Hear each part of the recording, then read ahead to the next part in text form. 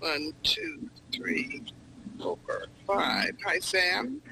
Okay, How are so good. Sam. We now have a quorum. We can function. I'm sure Ben will join us shortly. Don, have you heard anything from David or Charlie or Al? No, but David just arrived. Here's David. Oh, good. Hello, David. Good evening. Evening, David. Hi. Hi, John. Oh, and there's Al Tony, too. Okay. And I'm sure Ben will join us the very last minute, as he usually does.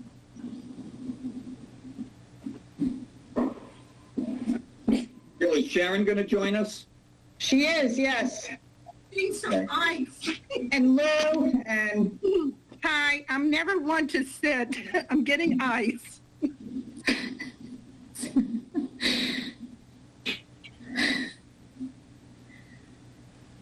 Jill, when will you be leaving us? June 30th. Ah, That's what she thinks. ah. Well, your appointment was the happiest decision I made when I was on that board.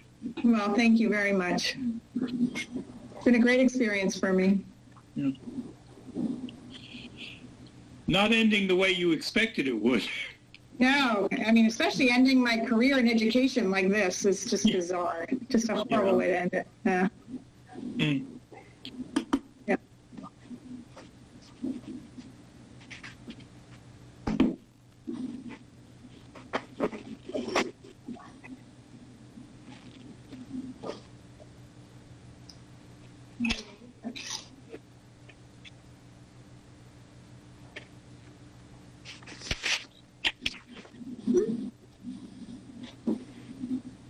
Mark, was Hans able to get in? I just sent him the link again. He's having issues with his iPad, so he's trying it a different way. So I just sent the link to him again. He's got to download the program first, though. That's what I told him. I'm the expert when it comes to the high-tech stuff. Good. Another bonus. John, will you share your? Well, I'm trying to find the agenda. Just I had it and it's disappeared. But I can share the screen. I'm going to pull it up on my tablet.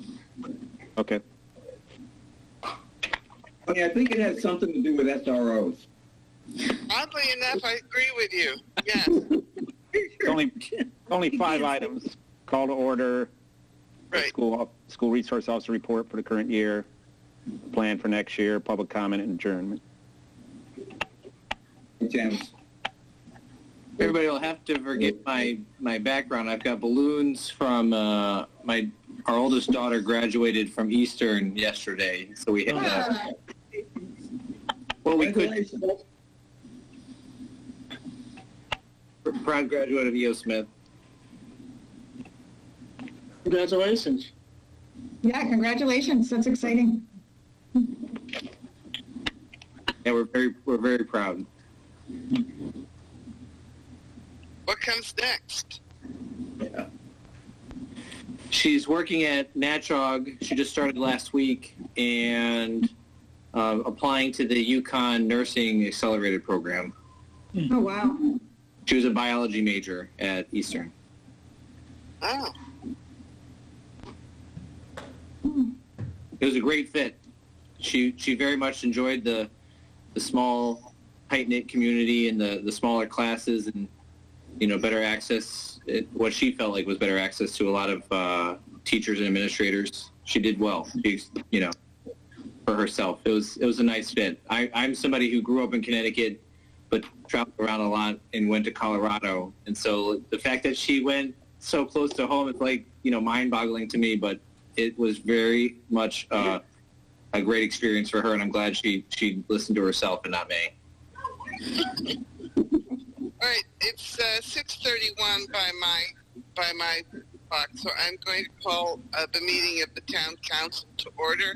This is the special meeting of the town council with the Board of Education for Region 19.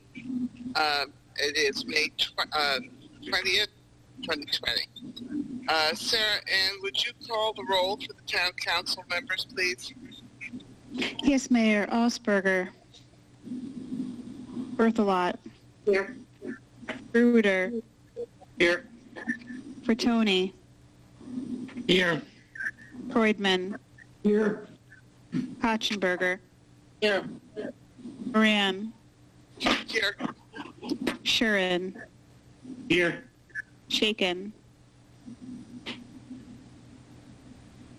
He just arrived. Okay, Jim, do you want to call the roll of, or have your board roll called? So is Mindy on here tonight? I didn't have Mindy come on tonight. I'm sorry. Okay. You want to do it, Jim, basically? Go ahead. Yeah, go ahead. All right, I can see most people here. So Sarah Smith? Here. Kim Christensen? Here.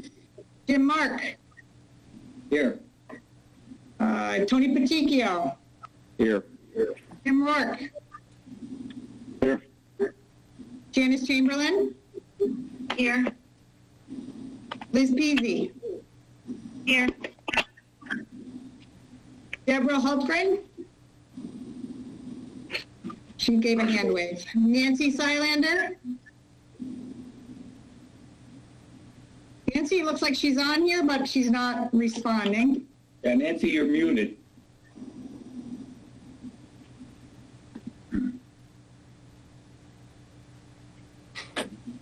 Tony, are you able to unmute her as the leader of this I meeting? think John might be able to. He's the, John? I'm sorry, who's muted?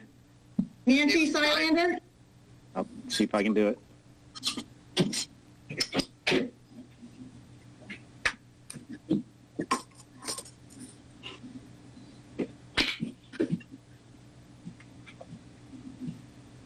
Well, she is.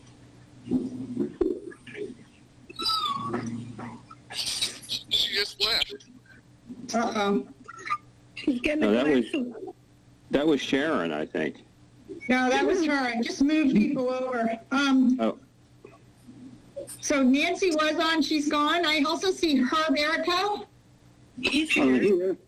Here. Okay, and then I see Bob Jellin, but he's muted also. He's on phone. Oh. Okay, Hello? Okay, I'm here, Jill. Thank you, Bob. Okay. We should just watch to see if we get that call back, Nancy Sylander. Thank you. Okay, and Ben has joined us as well. Okay, the first item, first of all, I would really like to thank the board for Region 19 for agreeing to meet with us on this. As you know, this has been a difficult issue for the council. I know you guys have worked on on the SRO issue, the school resource officer, for much longer than we have. This was a very new endeavor for us, and not without controversy and not without some serious concern. There was, as everybody will recall, there was an original agreement, a memorandum signed by the former town manager without consultation with the town council. So when we learned about it, it was a surprise for us and something which we had not anticipated and with which we had initial serious problems. But over time, there has been a lot of discussion between the two boards and a revision of the memorandum of understanding that created the position.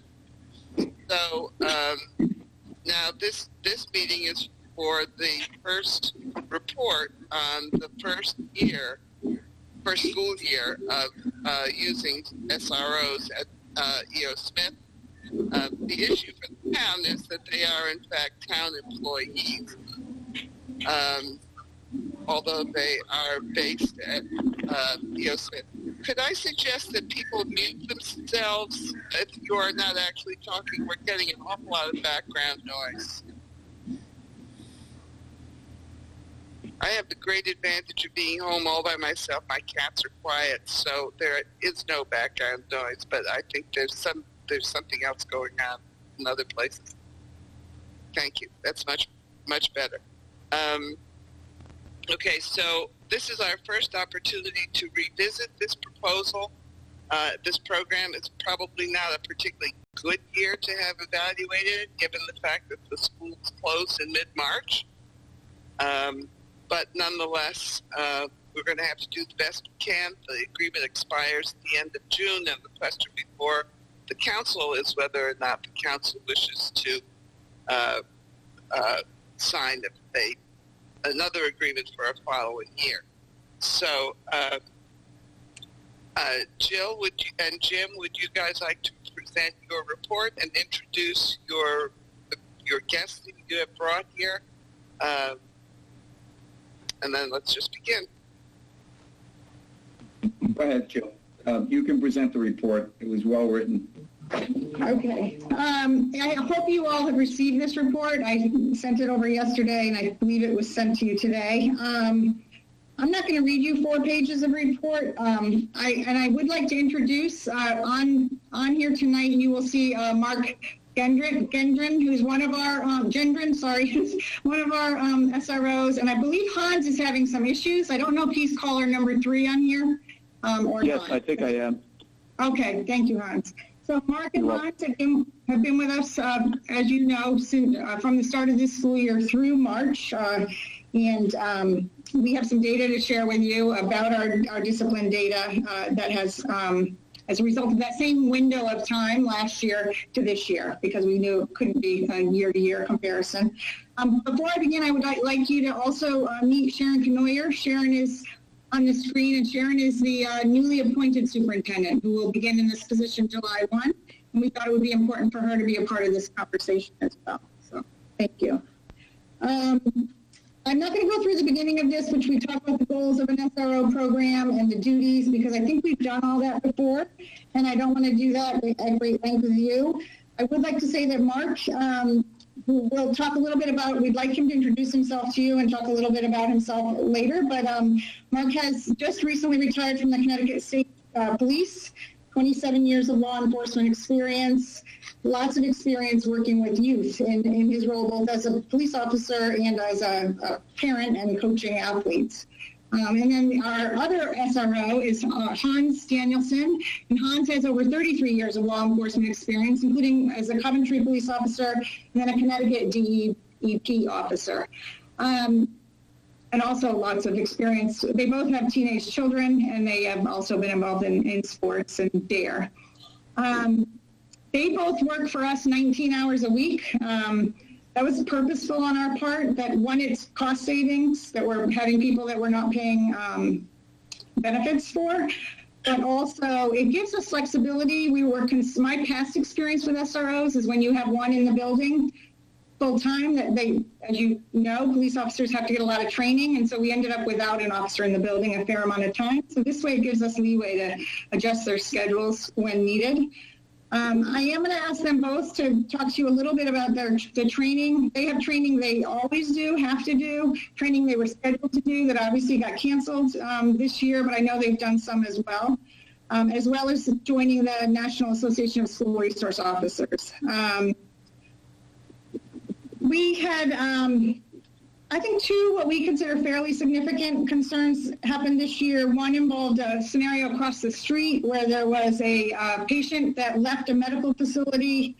They thought he had a weapon. He came in very bloodied, and we went into a lock-in situation, and we got resolved fairly quickly, but it was very helpful having them there, and that they were immediately corresponding with the Connecticut State Police.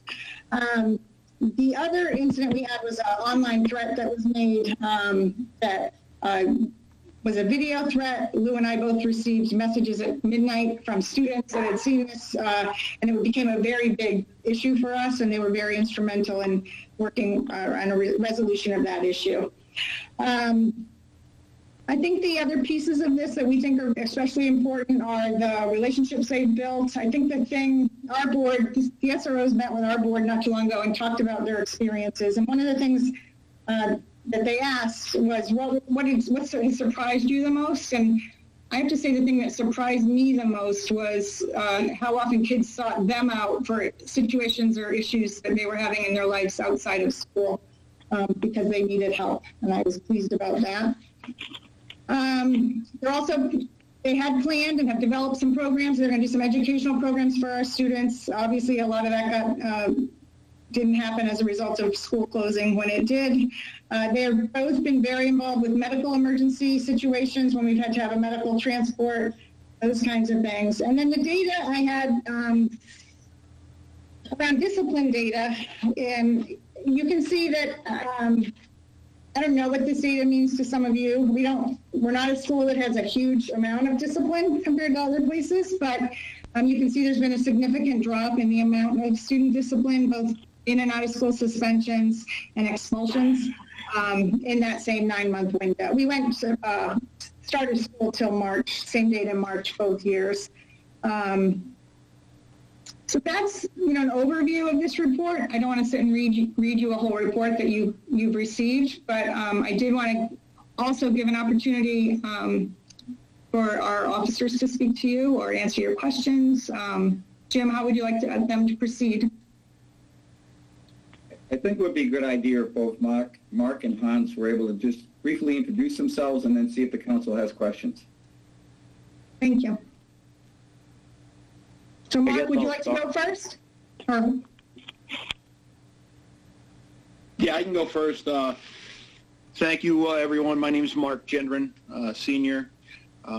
Just a little background about myself. I was a Connecticut State Trooper for almost 21 years, where I served in several capacities, including patrol, resident trooper in Hebron, and the casino unit.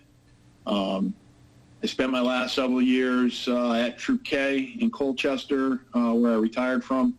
I've coached baseball. I actually, when I was a resident trooper in Hebron, coached football at Ram High School and was involved in the athletic programs there. When I was a local police officer, prior to being a trooper for 6.5 years in the town of Colchester, I was in the Bacon Academy. I taught a class on teenage drinking and driving.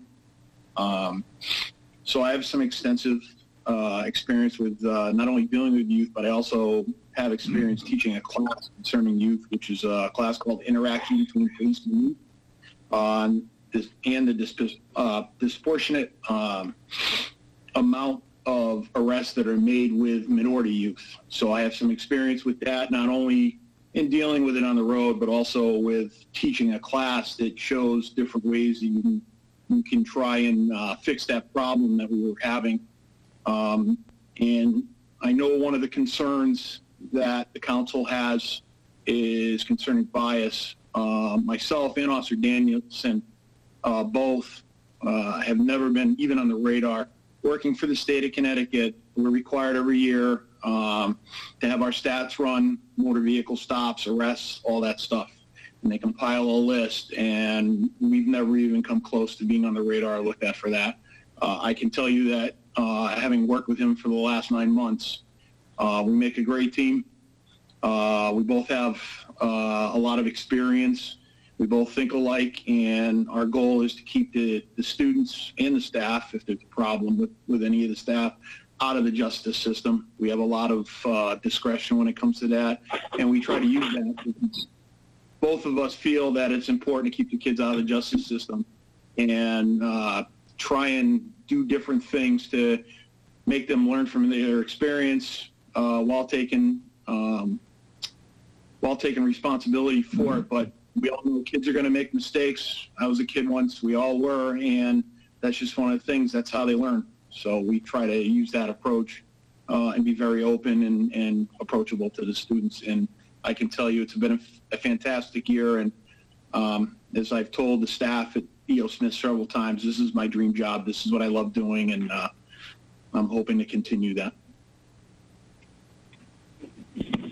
Thanks, Mark. Hans, do you want to chip in? Sure. Just explain a little bit about myself. My name's Hans Danielson.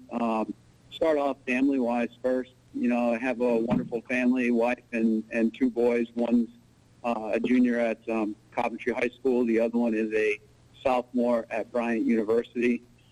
Throughout the years, I've coached their baseball teams and soccer teams. Been very involved in their lives. And I understand what teenagers are all about right now, especially since I have one still, and just my older son just turned 20. So I have a lot of experience dealing with them on the outside of the law enforcement field. In the law enforcement field, I've been a police officer since December 1st, 1986. So I guess you could say I'm kind of a dinosaur there, but I've been involved with it for 34 years. And you throw on all the overtime that both Mark and I work, it probably comes to more than 40 years when you add up all the time and the training and time that we put into doing the job. I started as a police officer in the town of Coventry, small town, neighboring towns. I'm very familiar with the area and the people that live around here. I taught the DARE program for 10 years. We actually started the DARE program. I was very successful here in Coventry. I did that for 10 years.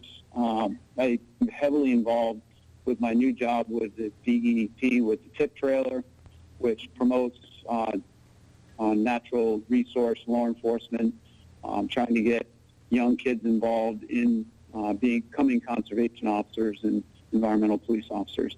I love working at E.O. Smith. I think it's important that you have somebody in the building at all times. Our response time is critical for any major incidents that take place, which hopefully never occurs. And I think both Mark and I have developed a great relationship with the staff and also the students there, and hopefully we'll be able to continue that. Thank you. James, am I allowed to speak for a minute? Tony, do you mind? Sure. Sergeant Timmy. Keith Timmy here. I'd just like to just echo both of those guys with their credentials and their experience. I didn't know what I was getting myself into, being quote unquote their supervisor and the person that they're going to have to work with. And I can tell you right now, the last 9 months have been exemplary on their end. I have not got one complaint from a citizen, a staff member, nobody in the community. It's quite the opposite. I've got students when I've gone over to E.O. Smith that have come up to me and said how glad they are that those guys are in the school. I've had parents contact me at the office and outside of work to tell me how lucky they are and how happy they are to have those two guys, not just the SROs as the officers, but Mark and Hans as people and how they've interacted and worked out with the kids and the staff. The faculty also have probably been more happier than the kids to have those guys in the school. But on the supervising end of it, 110% no issues and no complaints. They've done awesome. So that's this end of it. Thank you. Do any members of the council have questions for the officers or for members of the school board? And if you have a question, literally raise your hand because I can see you unless I can see almost everybody. So if you wave, I recognize you. I don't always recognize whose voice is speaking. Terry, Ms. Bertholet. Thank you, Mayor. Thank you, Jill, for this really helpful report and for getting us to us so we could read it ahead of time. Thank you very much, Hans and Mark, for telling us about the good work you're doing. Of course, I have a daughter who will be starting at EO. Hopefully it will be open this fall, and greatly appreciate everybody's efforts to keep all of the children, young adults safe.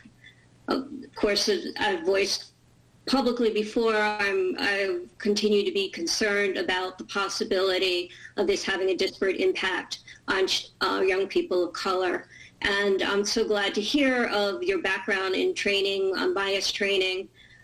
Could you both please go into some more detail about the trainings that you've had in the past, trainings you've done in the past, and trainings you've done this year, and what you envision the future trainings will look like going forward?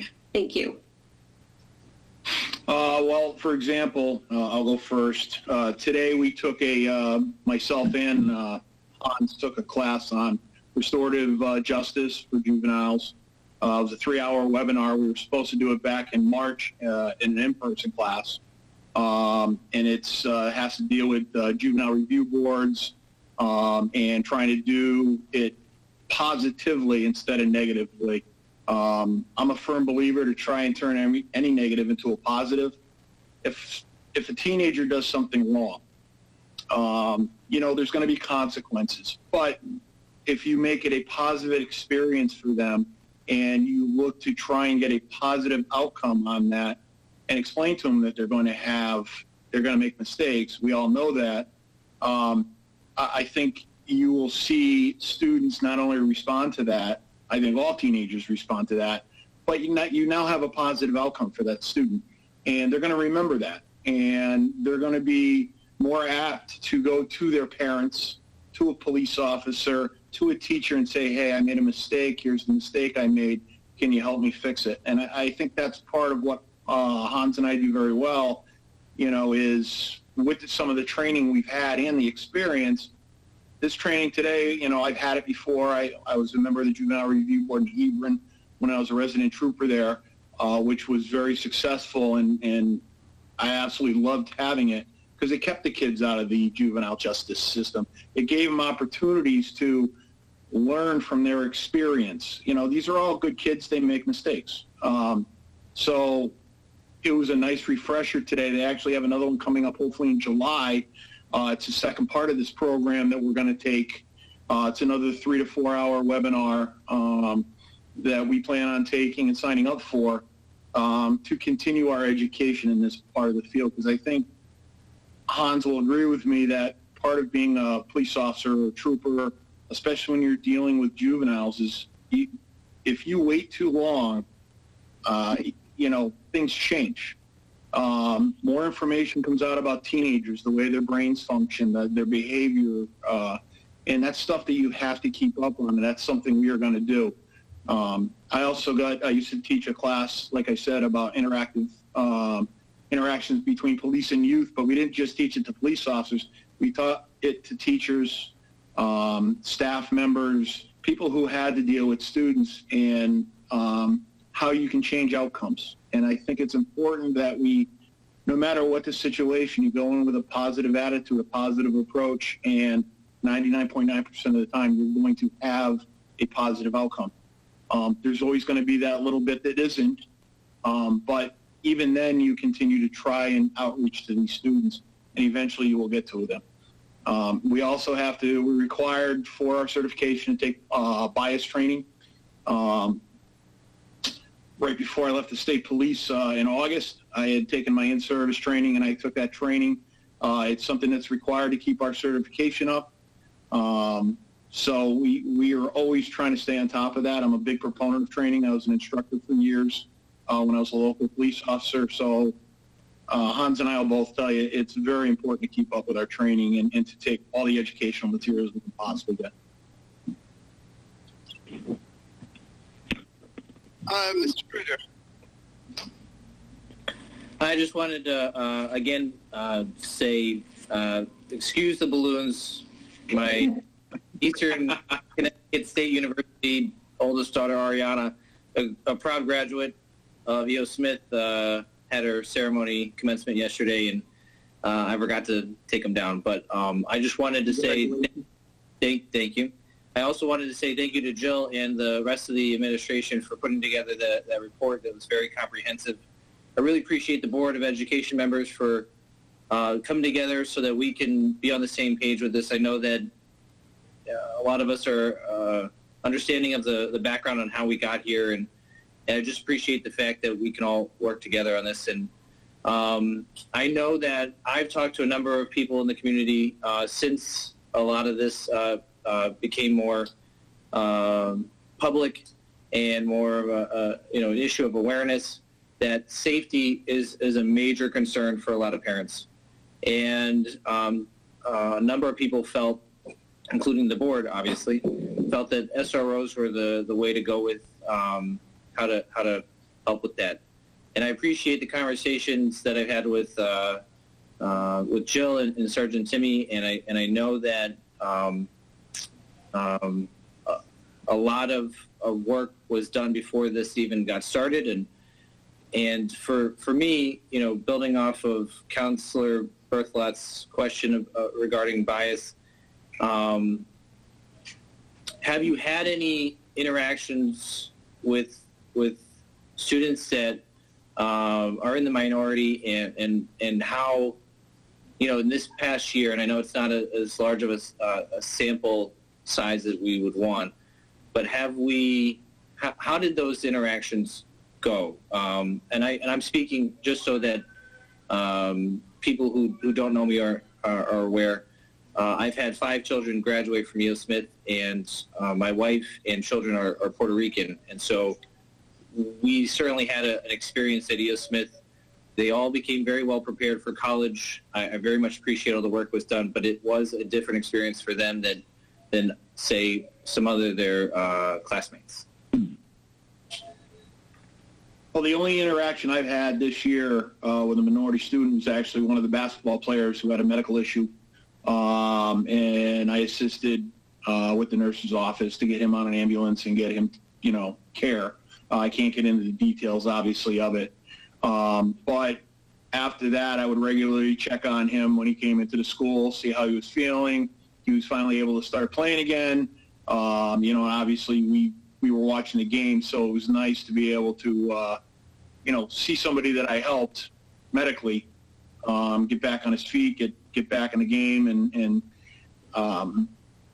Hans and I, neither one of us, we'll both tell you, neither one of us looks at whether they're minority, what their race, what their religion, none of that affects us. We deal with people as people. And I think that's important to do so. Everybody has a story behind them, but you know what? You got to treat everybody equally, and that's what we do, and that's what we plan on continuing to do. Can I add one piece about the bias? Because I know that it's a big issue for the board, but I mean for the council, but I also want you to understand it's also a really big issue for us. So we started our school year last year with working with NCCJ and did a training for our entire staff. I'd like Lou, if you wouldn't mind, to just speak to what we're planning, or we hope if people can come back together, planning for the start of this year, because it's something that we think everyone needs training in, not just police officers. We think our teachers do, our administrators do, that kind of thing. So would that be okay if you could talk to that so you were aware of our plans? Yes, please. Okay. Thank you. Thank you, everyone. So we've been looking at statistics from an educational end for a long time, and doing that, breaking down the different demographics of students. So we were initially more concerned about bias, and so I contacted this organization, a nonprofit organization, the NCCJ, and they came out and did a training for all our staff last fall on privilege, and basically they identified 10 classes of people. And the purpose of it was to walk a mile in someone else's shoes and to raise awareness. So our intended follow-up with that this coming fall is around bias. So we feel that's taking the next step. First is identifying that we are different, we're perceived different in society. But the second is our implicit bias and also institutional bias and how that may impact our decisions and how to guard against that. So I have a team of teachers, and we had a meeting with one gentleman with a Mansfield group that it's a core group that formed around race.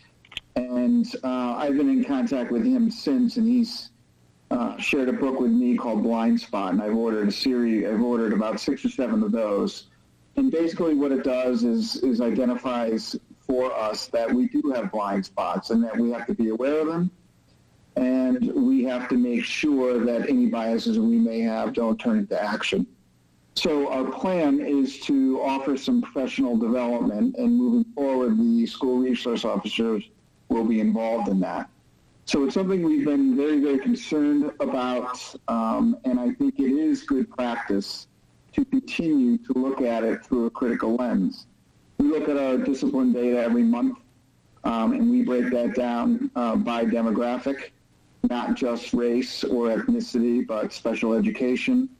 504, we look at it in terms of our free and reduced lunch list.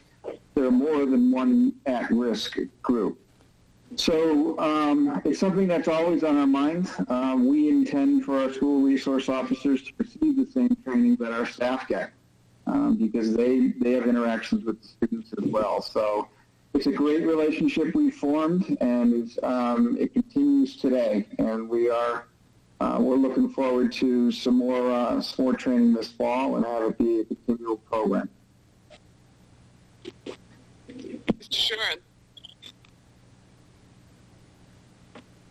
Thank you. One of the things that concerned me initially was a sort of complex supervisory relationship. You work in the school, you report to the resident state trooper, our board oversees the hiring, and this has been working well because we have very good people, obviously. But I wonder if it has in any way created any complexity or any concern. Should somebody come and you hire a new person, should there be any issues that need to be thought about in terms of that relationship? Who are you asking that question to? I guess, as the superintendent, this is your, and Lou, this is your building, your school. You have people who are there, but technically don't work for you. Is this a concern? Right. It isn't. I honestly can say it hasn't been at all. I think because it's important that you have working relationships with all the players in this. So when John was evaluating them, he didn't just evaluate them. Keith gave input, I gave input. That's how that process went.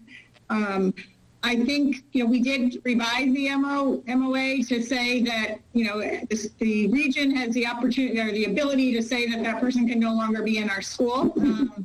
I think that's good. But I keep going back to, I understand that, and I do appreciate when people say, well, it's not gonna always be you there. And here's an example, right? I'm not gonna be there, and it may not always be Lou, and it may not always be Keith Timmy. We don't know all that.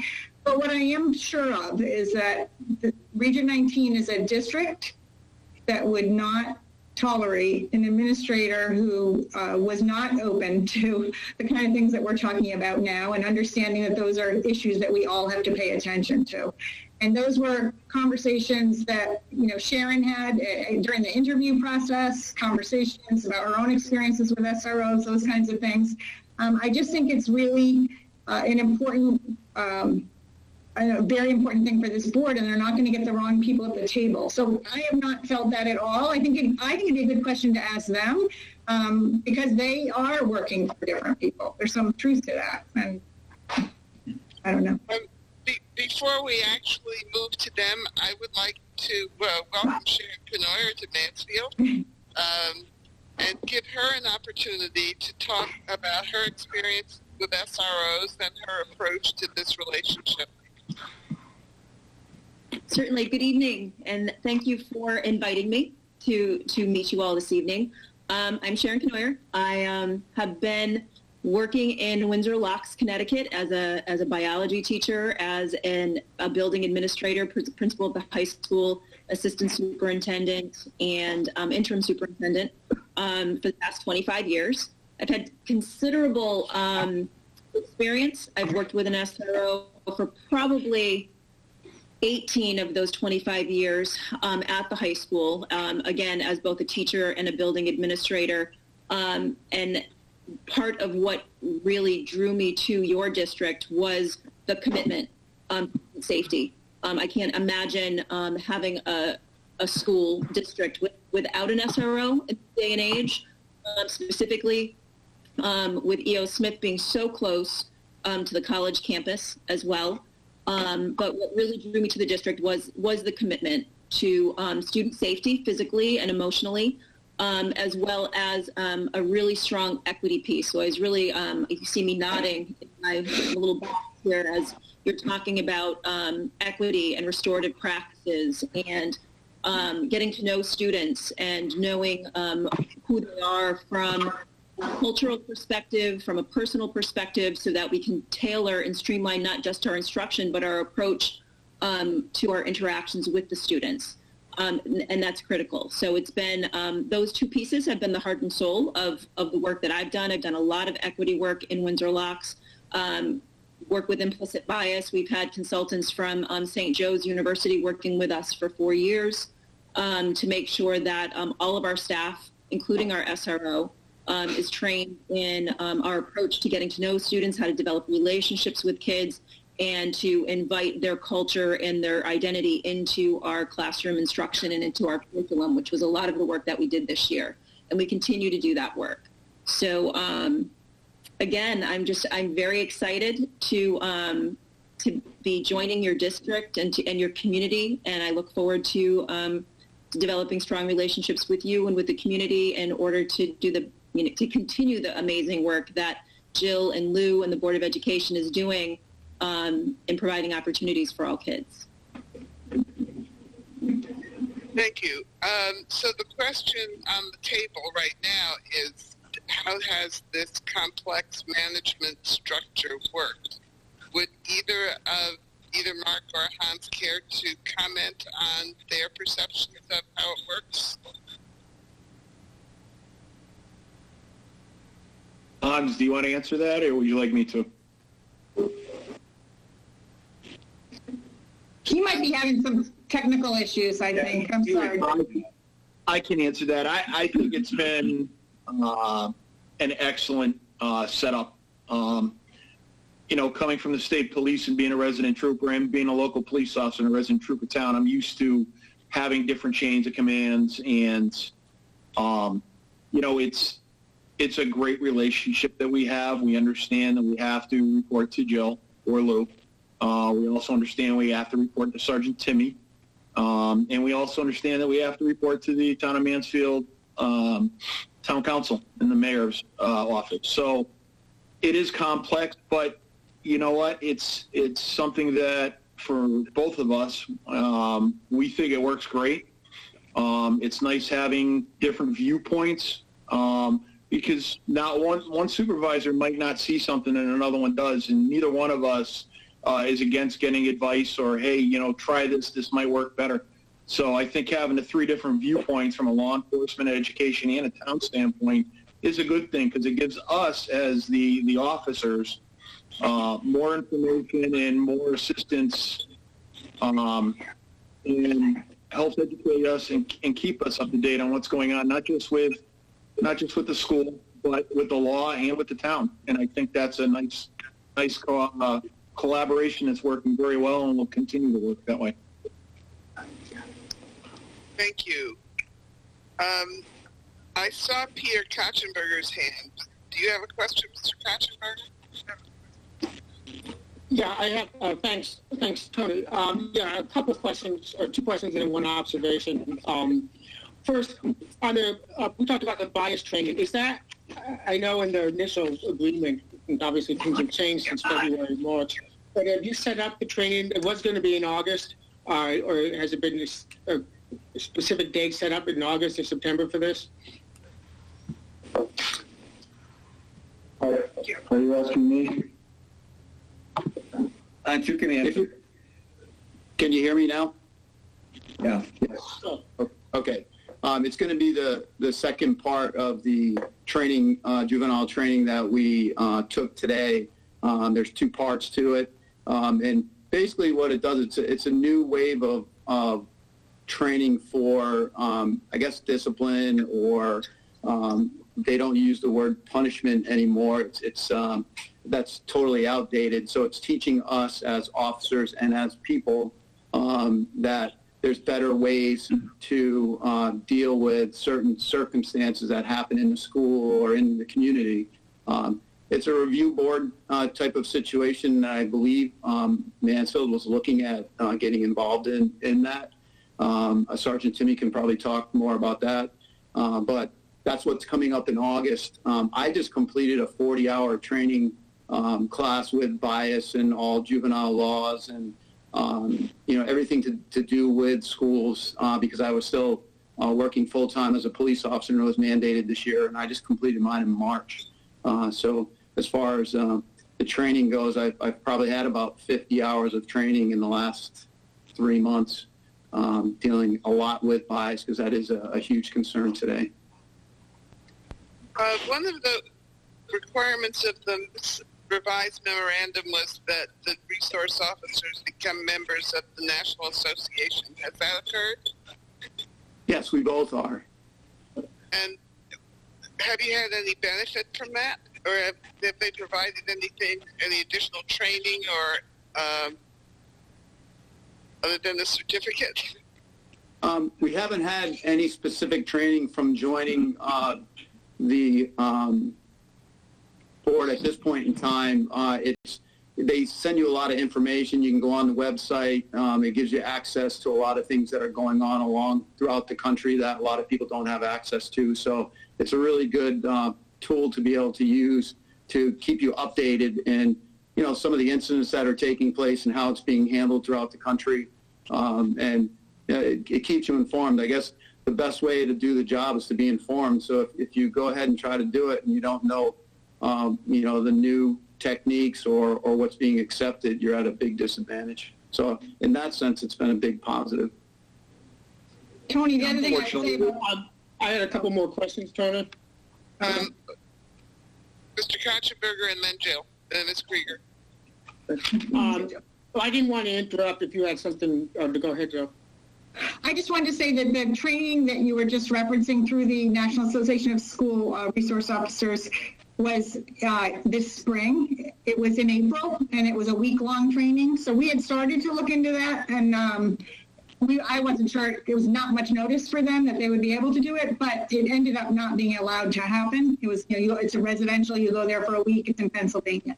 There is some local like there's a lead person in Connecticut that they could kind of make connections with, but it's not. The actual training occurs, from what I could see, in Pennsylvania. Okay, and I guess the school is going to do the annual bias training in September now. That's referenced in the draft in the agreement. Yeah, that's the training we did on our opening days of PD last year, and the plan was to do it on our opening days of PD this year. That's what Lou's talking about. Yes. Now we're not sure we're going to be able to have 150 people in a room together, so I don't know how that will go. But that's certainly fair. Another question is on page 3 of the report. There's certainly good news about the reductions in school and suspensions. You have a sentence that says, these decreases in expulsions and suspensions are due to the proactive efforts of the SROs. Now, I'm not questioning that or doubting that, but I also know that's an affirmative statement that what's the evidence that it was for that reason than not. And it sort of gets to I understand it's difficult this time, but the need, frankly, for greater specificity in the report. I mean, this year, everything's off. But I think in the future. But what is can you point to specific incidents in which to verify that statement? Again, I'm not suggesting it's not true. I have no idea. Yeah. I can speak to that.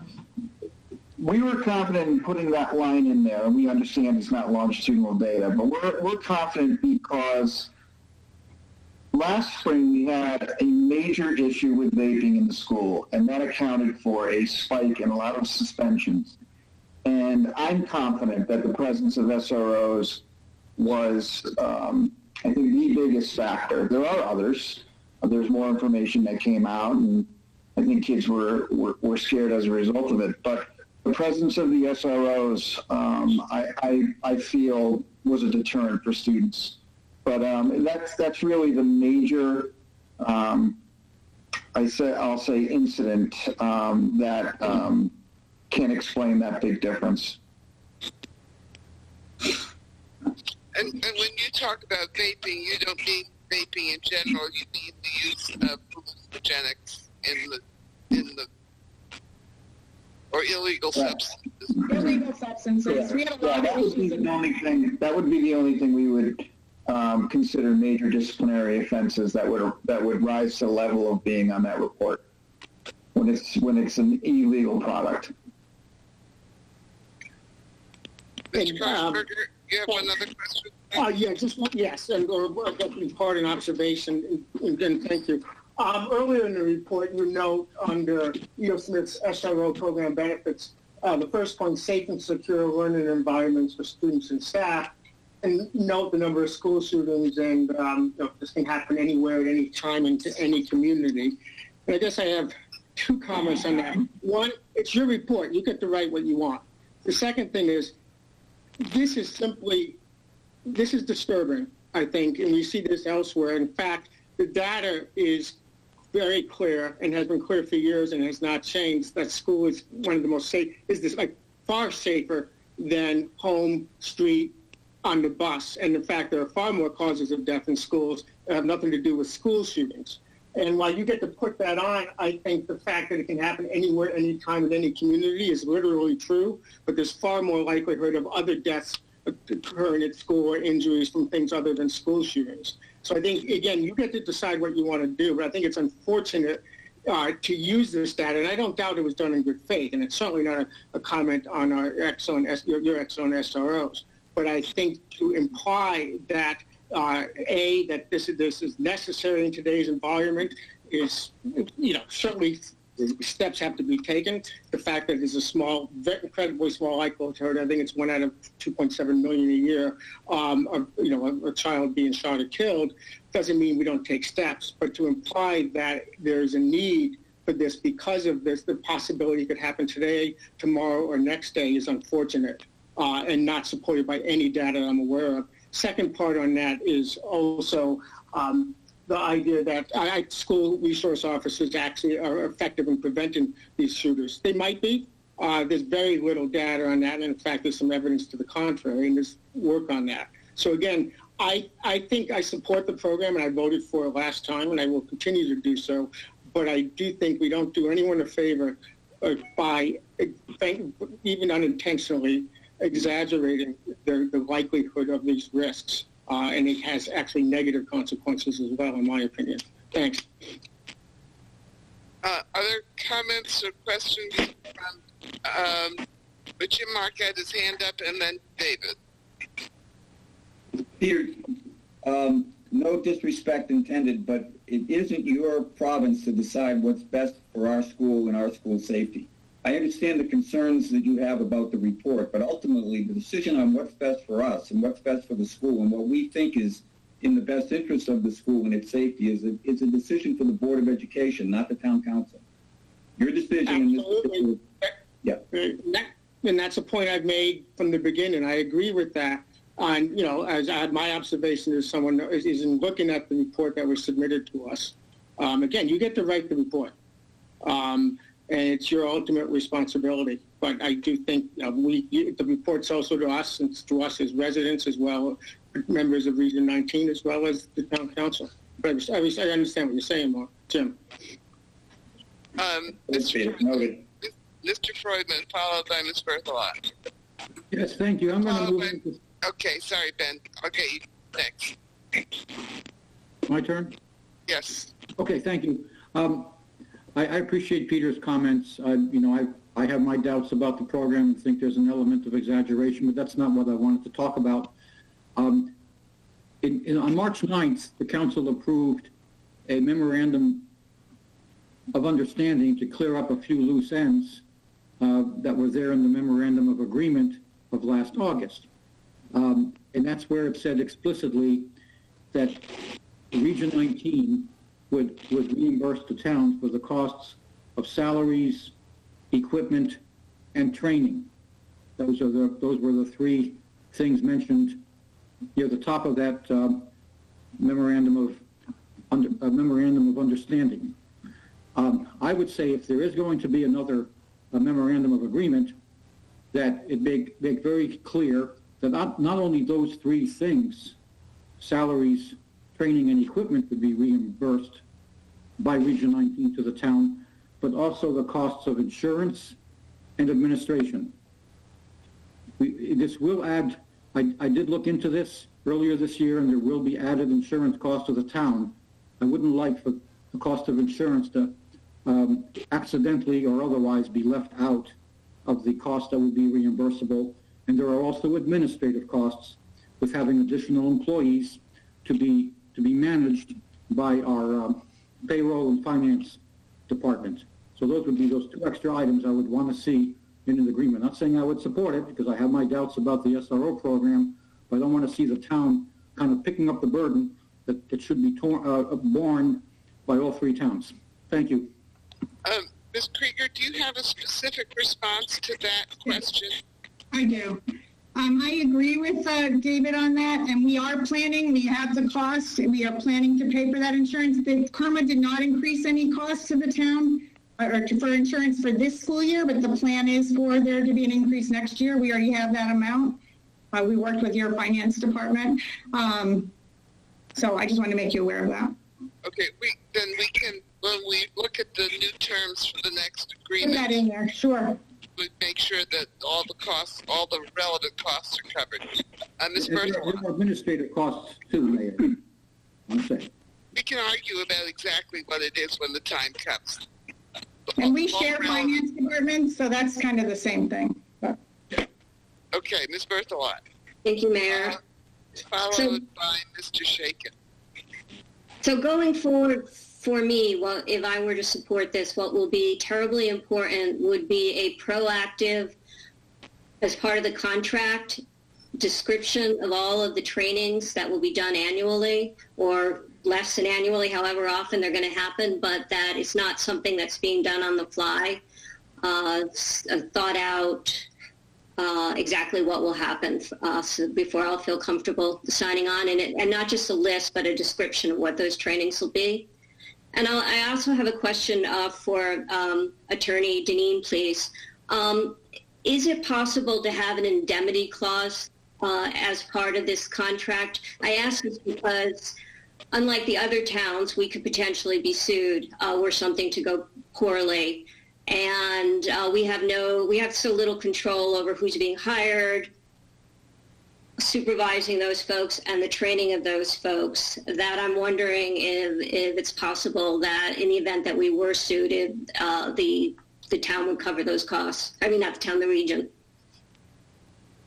We can certainly include an indemnity clause, sort of, obviously, Mansfield is a part of that district ultimately, and the indemnity clauses tend to only come into effect when you have insufficient insurance coverage. So the primary driver in these cases, I would think, would be to have appropriate insurance levels with PERMA and then get the reimbursement on that. But we can certainly work that into the contract also, Ms. Berthelot. Mr. Shaken. Thanks. I have two questions. The first has to do with the agreement, which we've been sort of talking about a little, so I just wanted to follow up. I know we've got an agreement between the town and the board.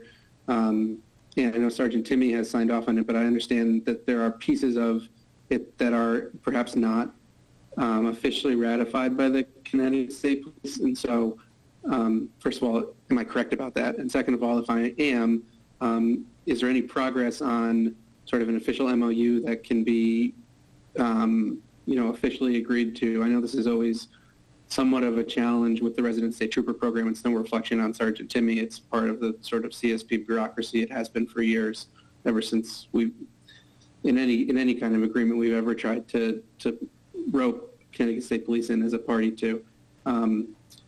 But sort of specific to the supervisory questions that have come up and the resolution to those, is that something that the Connecticut State Police as an institution has agreed to? Because we do have to, especially with Resident State Trooper, I think we do have to prepare for the fact that we won't have the same personnel in place forever. Sergeant Timmy, do you have any comment on that question? Sure. It's going to be clear as mud here because unfortunately I can only control myself, and I totally agree with the comments regarding the bureaucracy of, I control Keith Timmy, not the Connecticut State Police, unfortunately. So there's always going to be people above me that have their opinions and thoughts and desires on certain ways that things should be run or brought to light. However, I do have a very, very good relationship with J. Don Francisco, who's the attorney for the state, and my lieutenant and the higher-ups that I am in touch with within my agency are very responsive and respectful of my input, opinions, and thoughts and concerns, along with Region 19 and Jill and Lou and even John Carrington when we started to really hammer some of these changes out. We've all kind of been on the same page per se, but I'm always open for change. I think change is good. Unfortunately, like I said, I can't control the people that be above me that I get it. I agree with you. It's hard for some of those people to change and make certain things, but I'm willing to push whatever I need forward and up the ladder, up the flagpole, and see how it works. You know, one of the things that happened last time is that we did the initial memorandum that hired everybody was signed off on by the state police. And the amendments that we made about training and the authority, this one is the tricky one, I think, the authority of the superintendent and the principal to close the school to an SRO that they didn't want there. I think that might have gotten in the way of the chain of authority. But we didn't ask the state police to sign off on that particular amendment to the agreement. So I don't know how we're going to break this down in the future, whether we have to have another agreement that the state police will sign along with the three of us, and then sort of subsidiary agreement between the town and the region. John had his hand up. I have another question, but John had his hand up. Oh, I'm sorry. I can only see part of the screen at one time. Thank you, John. Mr. Carrington. I just wanted to say we left the state police out of that revision because we thought all the items on there really didn't apply to them, and also we'd probably still be waiting for that signature. Yes. Okay. My second question is just another piece of follow-up from the conversation that we had about this back in February, and that was, sort of a piece about community engagement. Obviously, 2-3 weeks after that conversation, community engagement changed a lot. And so I'm just wondering what the region's, plans are for, given our sort of new reality, continuing those sessions of community engagement, and whether you've thought about how to do them in this virtual world, and whether you're continuing them or if you're suspending them. This was something we had sort of talked about being the subject of one of those big community forums moving forward, which obviously you haven't had since everything's been shut down. So I'll start. I mean, it is part of our plan to acclimate the SROs to our school community culture. We want to have them ingrained and showing up at different events. As far as the kids go, you've seen in that report how they're getting involved in classrooms and different programs and things like that. We've had them at at least our athletic events. They've gone to other events on their own, and making a point to introduce themselves to parents and to community members. Beyond that, then we're still in those planning stages. We did hear loud and clear that maybe we should have done more of that at the beginning, and we certainly heard that feedback. But we would like that for all of our staff. We would like people to know and meet these people. So I can answer in the affirmative that is part of our continued plan for people to be comfortable, know our SROs. And that's something that we want to start doing as soon as we can.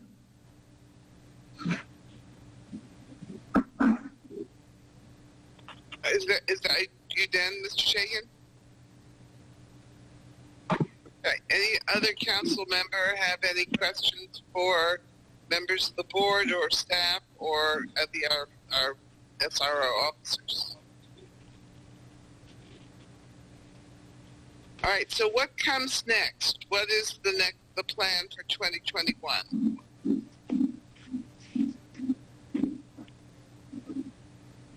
Are you asking the region that question?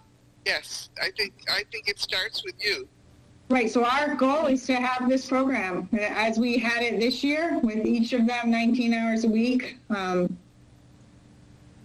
operational in the same way. That's our goal. Obviously, getting more training, because that everything, you know, everything got shut down. They were enrolled in some trainings that got canceled, just got rescheduled, those kinds of things.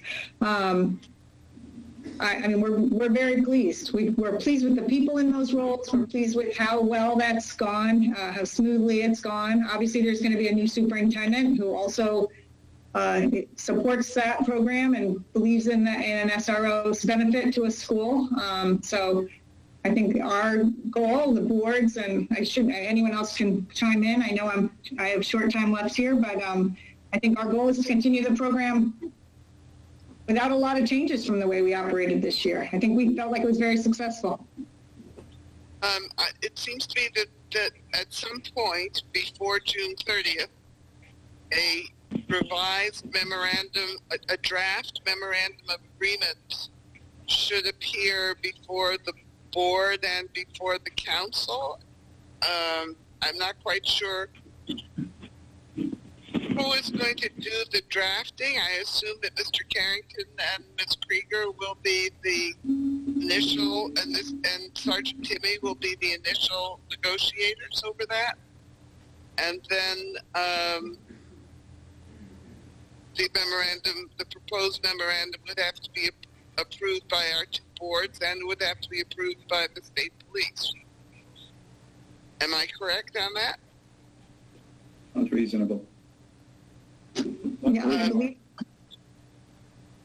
so, Kevin, were you at all, Mr. Deneen, were you at all involved in the initial negotiation around this memorandum? I wouldn't say the negotiation. It was presented to me for review by former Manager Kennedy after they had sort of written it up. But the issues, I think, using that as a base with the issues that have been identified by the council members and the regional board members, is we can work with Sergeant Timmy and the staff, the legal staff over there. The issues of supervision and control really are not unique to a regional district. Even in a single town, other towns that I've done these agreements with, it's an assignment by the chief of police of an officer to a school. And you have that same level of who's supervising when and things like that. So that's not an insurmountable issue by any means on that. So, but I can work with John and the superintendent and the incoming superintendent to work with the state police folks to get that squared away for everyone. Now, I assume it would be in everybody's interest, if we are going to have this continue, to have it solved by June 30th. Is that correct? Or, I mean, that's when the current memorandum expires. Yes. That doesn't give us an awful lot of time. How much time was it going to take to get it through the state police? Does this have to get approved by the Attorney General?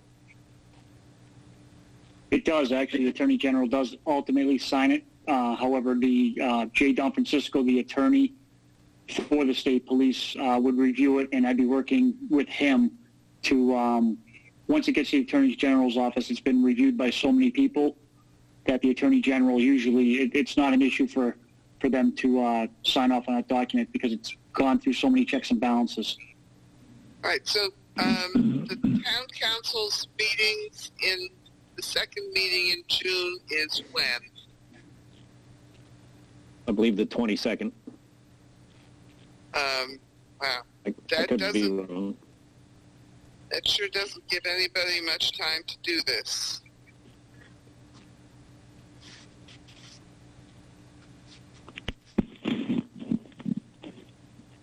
Yes, we would have to have a special meeting as well, Tony, because our monthly meeting is the first Tuesday of the month. So obviously it's not going to be done by that point in time. We would have to have a special meeting later in the month. All right. Well, we can aim for a draft to come before the council on the 22nd. What we have discovered as a council is that although it causes some public disruption, we can schedule a special meeting with, the mandated 36 or 48 hours, however much it is, somewhere between the 22nd and the 30th. We might have to do it on the 29th. But if we're going to get this thing put to bed in time, it has to be, we're going to have to work fairly quickly.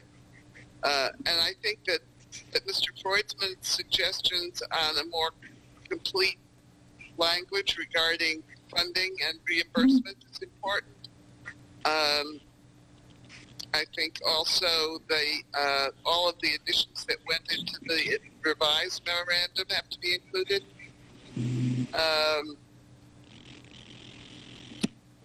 What else? What am I missing? Anybody remember anything else I should have added there?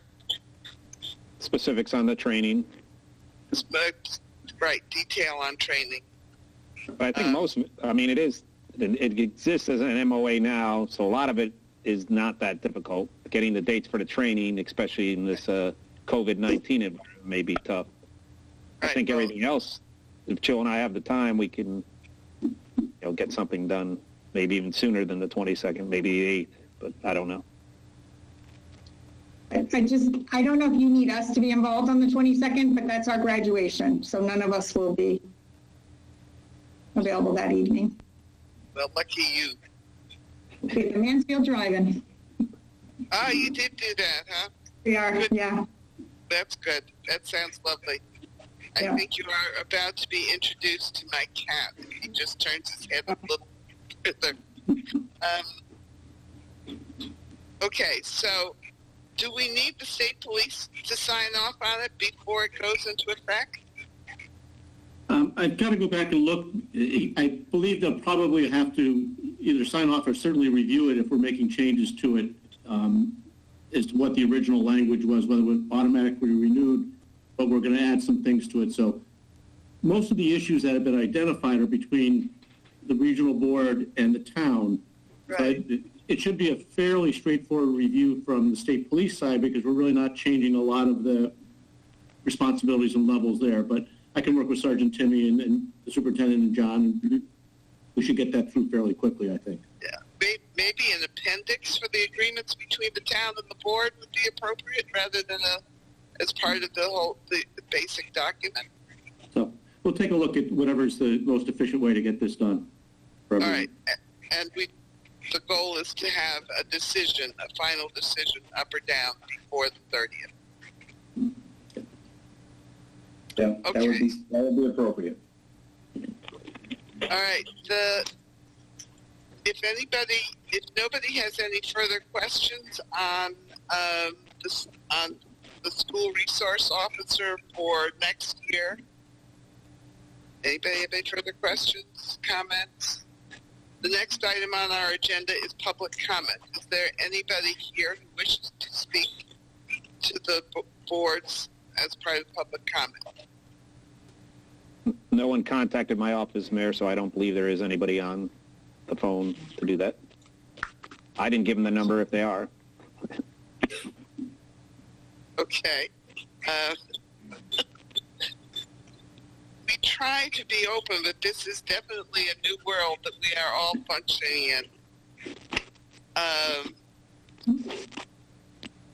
Okay, so the next item on our agenda is a motion to adjourn, but before that's made, I really would like to thank again the board members and the staffs of the council and the board for being here, for Mr. Dean, for the resource officers, for everybody who has joined us and helped make this a very productive conversation this evening. Thank you all very much. And I'd like to second that, Tony. I want to thank the council for an opportunity for us to be able to meet jointly and talk this out. John for being here, Jill, Lou, Mark, Hans, Sharon. If I missed anybody, I apologize. Sarah, Sarah Ann, Kevin, thank you all for joining in tonight. Appreciate it. Thank you. Okay, I will entertain a motion to adjourn.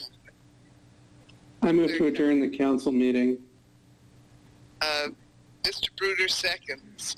Does anybody on the town council object? The council is adjourned. Mr. Mark, do you want to adjourn the Board of Ed? Is there a motion from the Board of Ed to adjourn? So moved. Second. Okay, all in favor? Aye. We are adjourned. Thank you. Thank you very much, and good night. Stay healthy and well. Tony, thank you for a very well-run meeting. Yes. Thank you. Who said that? Bob Jellin. Thank you all. Glad to do it. Okay. Have a good night, everybody. Good night, everybody. Have a good night. Good night. Thank you. It's good to see you. We did it in under 3 hours. How about that? Yeah, right.